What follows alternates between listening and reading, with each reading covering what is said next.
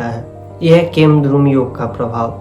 अगर चंद्रमा के साथ 3 ग्रह 4 ग्रह बैठे हैं, उसमें राहु भी इन्वॉल्व हो रहा है, मंगल का दृष्टि पड़ रहा है, तो उस केस में आपके साथ हेल्प करने के लिए सब रहेंगे, बट आप उन लोगों का हेल्प ना ले करके आप परेशान रहेंगे। किसी एक सिचुएशन में परेशान है, लोगों को बता नहीं रहे हैं, इस टाइप की परेशानी आ जाती है।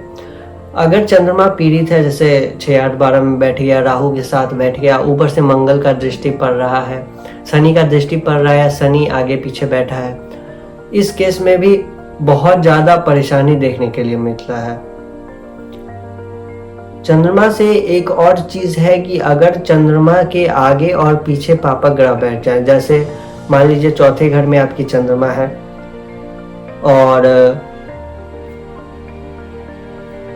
तीसरे घर में आपके राहु बैठ जाए, शनि बैठ जाए, मंगल बैठ जाए, केतु बैठ जाए, कोई भी एक ग्रह, या फिर 2 भी बैठ सकते हैं, लेकिन मैं बस एक एग्जांपल बता रहा हूँ, कोई एक ग्रह बैठ गए और पंचम घर में भी कोई एक पापी ग्रह बैठ गए, तो इससे हो क्या जाता है कि पाप कर्तरी योग में आ गए। तो पाप कर्तरी योग में आएंगे तो ये भी आपको प्रॉब्लम क्रिएट करेंगे, मानसिक तनाव देंगे।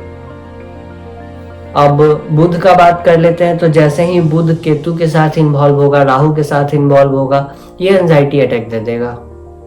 राहु के साथ थोड़ा कम देखा गया है, बट केतु के अगर नक्षत्र में बैठे हैं बुध और केतु के साथ युति बना ले या दृष्टि पड़ जाए, तो एंजाइटी अटैक देते हैं। किसी एक चीज से आपको डर बैठ जाएगा आपके मन में और ये चीज आपको डिप्रेशन एंजाइटी में ले जाते हैं।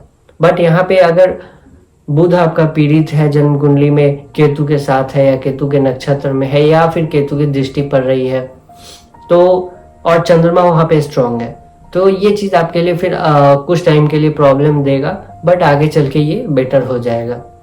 क्योंकि ये योग जो है सो सिर्फ खराब चीज ही नहीं देता है, अच्छी चीज भी देते हैं। जैसे आप एक डीप रिसर्चर बन सकते हैं, अच्छे वक्ता जो बहुत अच्छा बोलते हैं, जैसे बहुत स्पिरिचुअल गुरु हो गए, मोटिवेशनल स्पीकर हो गए, उन सभी के कुंडली में ये योग बनता है।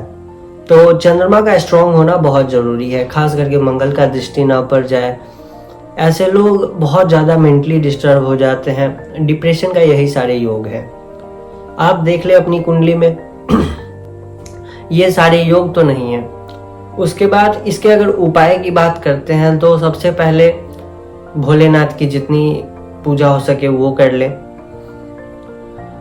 चांदी का यूज करना अच्छा रहता है, रात को मिल्क अवॉइड करें। उसके बाद मोती पहनने का सलाह मैं नहीं दूंगा, क्योंकि उसके लिए आपको फिर कुंडली दिखवाना होगा किसी अच्छे एस्ट्रोलॉजर से, तब जा करके एक स्टोन प्रिस्क्राइब किया जाता है। उससे पहले जो है सो आप कोई भी स्टोन ना पहने वो बेटर रहेगा। बट अगर कोई एस्ट्रोलॉजर, अच्छे एस्ट्रोलॉजर है, वो आपको बता रहे हैं कि हाँ आप मोती पहन सकते हैं, तो वो जरूर पहन लें। उसके बाद भोलेनाथ की पूजा करें, चांदी का यूज ज्यादा करें, ब्रासलेट की तरह, रिंग की तरह, या फिर चांदी के ग्लास में रात को पानी में रख करके सुबह में उसको पी लें। जिनका चंद्रमा खराब है उनके लिए सबसे अच्छा उपाय है पूर्णिमा के रात को पानी चांदी के ग्लास में रख दे और वहां पे रख दे जहां पे चंद्रमा की रोशनी आती हो, और सुबह उठ करके वो पी ले। दूसरा एक और चीज अच्छी है कि पूर्णिमा का जो रात होता है उस टाइम चंद्रमा पूरा निकलते हैं, तो कहीं ऐसे जगह पे वो सोए जहाँ पे चंद्रमा की पूरा रोशनी उनके बॉडी पे पड़ रही हो। ये चीज भी चंद्रमा को स्ट्रॉन्ग करती है, अच्छी करती है। शिव जी की पूजा इसमें बहुत अच्छा फल देता है। मरकरी के लिए मैं एक और बात बताना आपको भूल गया था कि मरकरी कहीं ना कहीं फ्रेंड्स का कारक है, आपके बोली का कारक है। तो एंजाइटी अटैक में जैसे ही मरकरी खराब होता है, आप अपने फ्रेंड से दूर होते हैं, आपका बोली खराब हो जाता है, तो इस सब सिचुएशन में आप किसी से कुछ शेयर भी नहीं कर पाते हैं। एक डर होता है जो मन में बैठा हुआ है, उस चीज को लेकर के आप झेल रहे हैं अपने लाइफ को, तो ये सारी चीजें एंजाइटी अटैक के ऊपर आती हैं। मरकरी को अगर बेटर करना है तो इसके लिए भी गणेश जी की पूजा करें, गणेश जी पे दूभी चढ़ाएं, वेडनेसडे का फास्ट कर ले, पन्ना स्टोन कुंडली दिखवा करके पहन ले, ये सारी चीजें हैं। आप स्टोन के लिए तो कुंडली दिखवाना बहुत ज़रूरी है, नहीं तो साइड इफ़ेक्ट भी बहुत आते हैं। और जहाँ तक कि डेली बेसिस के उपाय हैं तो गणेश जी का पूजा सबसे बेटर है इस चीज़ में। जब भी अंतर्दशा महादशा इन चीज़ों की आती है तब ये चीज़ें ज़्यादा बढ़ जाती हैं, ये चीज़ हमेशा याद रखें। और मानसिक परेशानी कुछ लोगों को होता है कि छोटी छोटी बातों पे, एक तो है कि हाँ प्रॉब्लम है, आप थोड़ा टेंशन में है, ये चलता है। बट अगर आप छोटी छोटी बात पे, हर 2 दिन पे, हर 1 दिन पे आप टेंशन ले रहे हैं छोटी छोटी बातों पे, तो ये चंद्रमा को खराब है ये दिखा रहा है।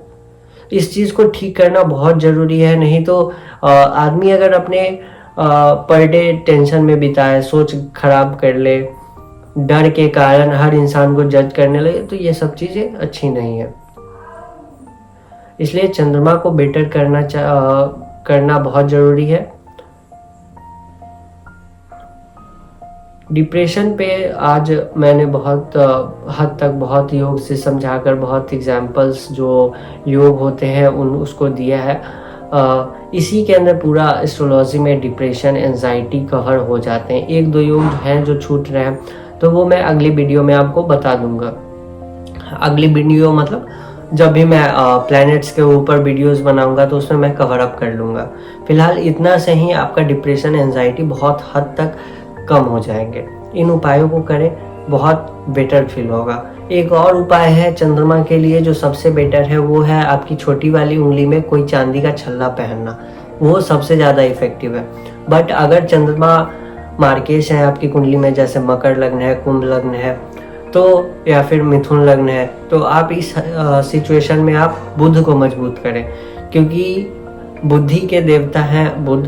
तो अगर आपका मन कहीं ना कहीं थोड़ा पीड़ित भी है, तो लेकिन अगर आपका बुद्धि अच्छा है तो आप ये चीज़ कर सकते हैं। बट अगर बुध मार्केश हो गए तो इस केस में आप ये कर सकते हैं कि आप चंद्रमा को स्ट्रॉन्ग करें। फिर इन सारी चीज़ों को ध्यान रखें।